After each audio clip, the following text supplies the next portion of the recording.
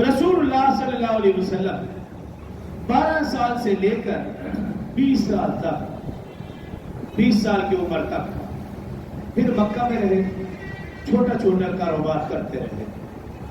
مکہ میں جو چیز سستی ملتی وہ مکہ سے خرید کر قریب کے محلوں میں، قریب کے علاقوں میں جا کر بیچ آتے، اور ان محلوں میں، علاقوں میں جو چیز سستی ملتی وہ خرید لاتے اور آ کر مکہ میں بیچتے۔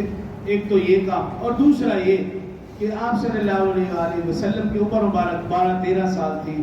حضرت ابو طالب جب اس قافلے سے واپس آیا تو رسول اللہ صلی اللہ علیہ وسلم نے اپنے چچا جان سے کہا ہے، چچا جان اب میں بڑا ہو گیا ہوں، جوان ہوں، میں بیٹھ کر آپ کے ساتھ کھاتا رہوں یہ مجھے اچھا نہیں لگتا، میرے ذمہ بھی کچھ کام لگا دیں۔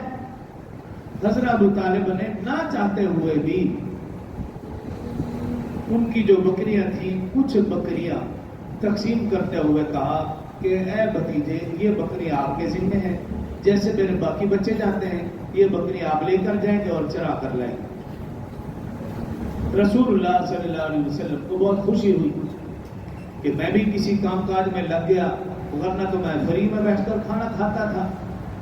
12 سال کا بچہ، اور سوچ یہ تھی کہ اب میں اپنے پیروں پر کھڑا ہو چکا ہوں، مجھے کچھ نہ کچھ کرنا چاہیے۔ یہ رسول اللہ صلی اللہ علیہ وسلم کی عادت مبارک اور زندگی۔ خیر روایات میں لکھا رسول اللہ صلی اللہ علیہ وسلم اپنے دیگر بھائیوں کے ساتھ یعنی کزنوں کے ساتھ بکریاں چرانے جاتے۔ جب رسول اللہ صلی اللہ علیہ وسلم نہ جاتے تو آپ کے جو باقی بھائی تھے، کزن تھے، جب یہ جاتے روزانہ کسی نہ کسی بکری کو نقصان پہنچتا، کوئی بھیڑیا اٹھا کر لے جاتا، کوئی زخمی کر جاتا، کوئی بھوکی واپس آ جاتی۔